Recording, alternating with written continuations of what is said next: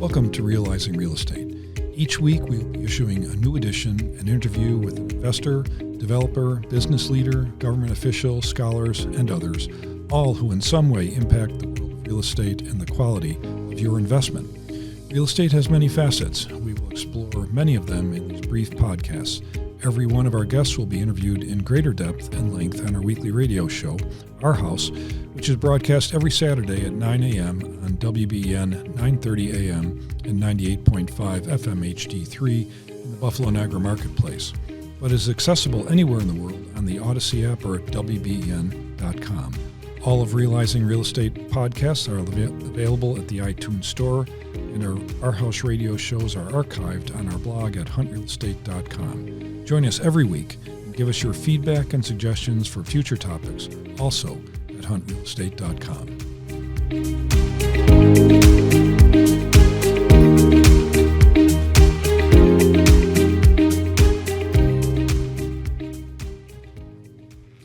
Welcome to Realizing Real Estate. This is Peter Hunt, and this is a regular weekly podcast, I should say, which provides, in my mind, the only place anywhere in the podcast world where you can help us realize our mission, which is to help you protect and enhance your investment in real estate. And to help that discussion with me today is Robert McDonnell, the president of Hunt Commercial Real Estate, and Stephen Fitzmaurice, adjunct professor at the University of Buffalo School of Architecture, Planning, and Real Estate. Good morning, gentlemen. Morning. Morning, Peter. It's good to have you here.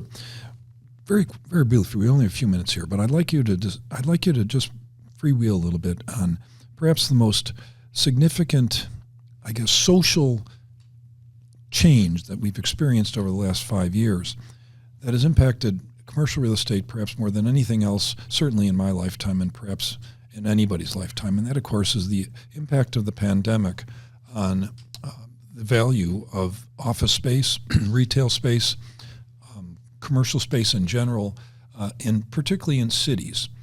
How do you see that whole issue, first of all, evolving, and then what might be some solutions to the obvious problem that's been created?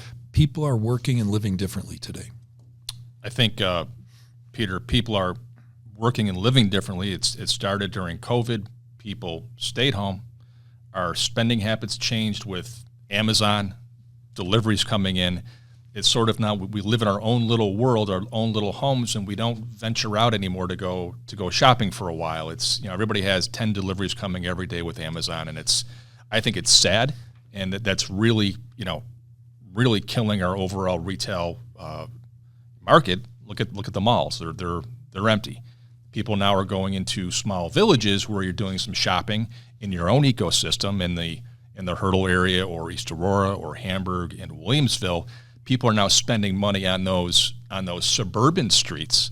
We have to somehow take those suburban streets and relocate them in our core and make that work. I think we're out of the days of the big box. We're maybe going back towards specialty retail, and specialty retail to me always drives people out of their house. You can order napkins and blankets, from Amazon, but if you really need something and you need to touch and feel it in a specialty store, you'll go, and that's what we have to focus on. It's interesting, Stephen Fitzmaurice, as you look at the, particularly as you interact with young people, they've grown up in this, they've matured in this new environment. What do they say to you about not just what they want to do with their careers, but their lives? How do they look at the world? As Bob points out, they're shopping differently, obviously, and everybody's house has deliveries in front of it, seems like these days.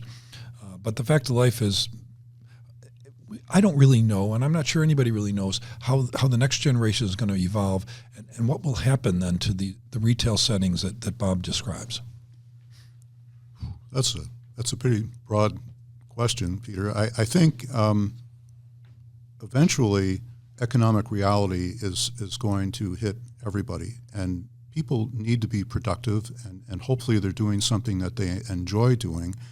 But the work from home option, I think, is something that doesn't necessarily promote productivity, and I don't think that people are going to be rewarded if they were more productive in the office space. I think they're going to work harder. They're going to achieve better results, and eventually it all comes out in the wash. I hate to say it, but over the last couple of years, I remember a couple of different public sector offices that I went to.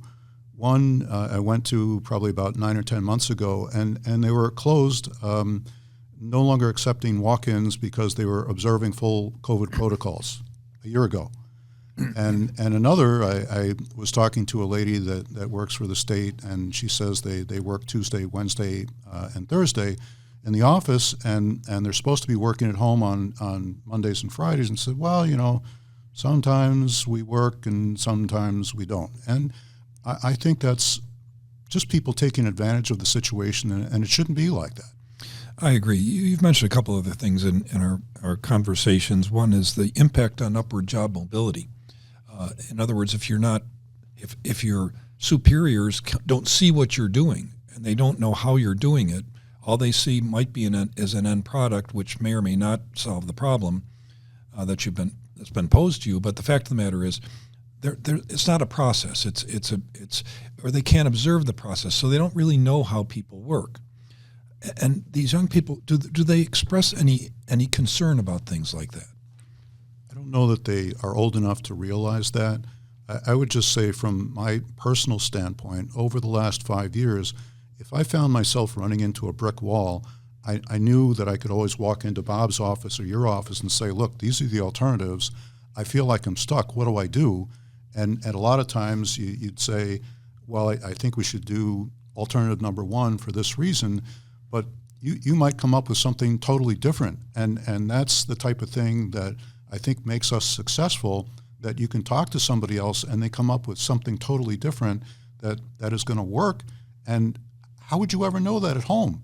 Picking up the phone and calling somebody is not the same as walking into somebody's office and say, look, I got two different ways to go here. What do you think? And I just don't think it inspires the creativity. And just from my own personal standpoint, I know that I was more successful having the ability to do that. I think that's true. Also in previous discussions, Bob McDonnell, we've talked about you've talked about three things that really are impacted by distance between and among people. One is productivity. We've talked about a little bit about that.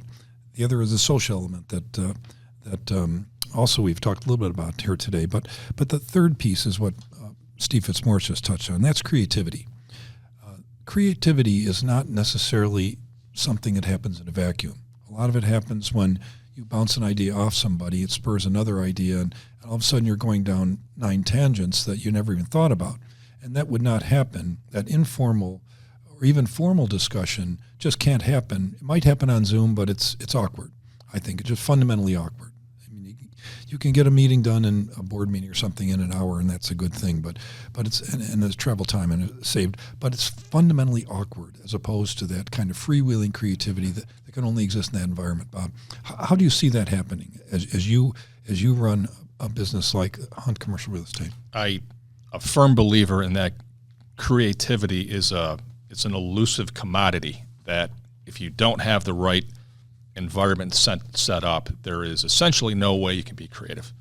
And it's very hard to sit in your own little world and think outside of the box and get out of the mundane attitudes of all everything that you do all day long, and to escape that. And an example for me is, Peter, you posed us to think creatively, strategically, as corporate executives, and I have a very hard time even staying in my own office and shutting the door. What I tend to do is I may go across the street or down to one of our restaurants and sit there and bring my computer, and just the vibe and the voices of people and seeing people happy and you're looking at your environment, it makes you start thinking on a different level. It takes you out of the mundane. 1 + 1 is always 2, and now you're thinking, hey, how do I make that 3 or 4? And that's not something you get at sitting in your basement at home with 5 monitors up. You can't do it. And getting back to real quick on the upward mobility, is that how many people that I've known in my career that they may have started as an intern in accounting or in property management or some other area, and they were noticed for their personality and their sales abilities. And so all of a sudden, now you're taking an accountant by trade and saying, what if we move this guy into a role where he's got this great personality, and we can get him into corporate meetings outside of here to talk his numbers. And as chiefs of companies, we look to recognize that stuff, and those are hidden qualities that there is no way you can find those in the basement again. And that's something of making people great. And if you don't have that, and like Steve said, kids will start figuring that out. When they hit 35 or 40 and they're not moving up and they're not hitting their potential, we'll look back and say it's happened because of this. So COVID, the real effect of COVID is probably still a generation away. And on that note, we do have to go, but I think that's the key point. We don't know what the impact is going to be in the long run, and we're in this interim phase right now. And I really appreciate the insights you, Steve Fitzmaurice, and you, Bob McDonnell, have shared with our listeners to the podcast today. I want to thank you for being with us, sharing your insights, and we'll be back in with another episode of Realizing Real Estate in just another week.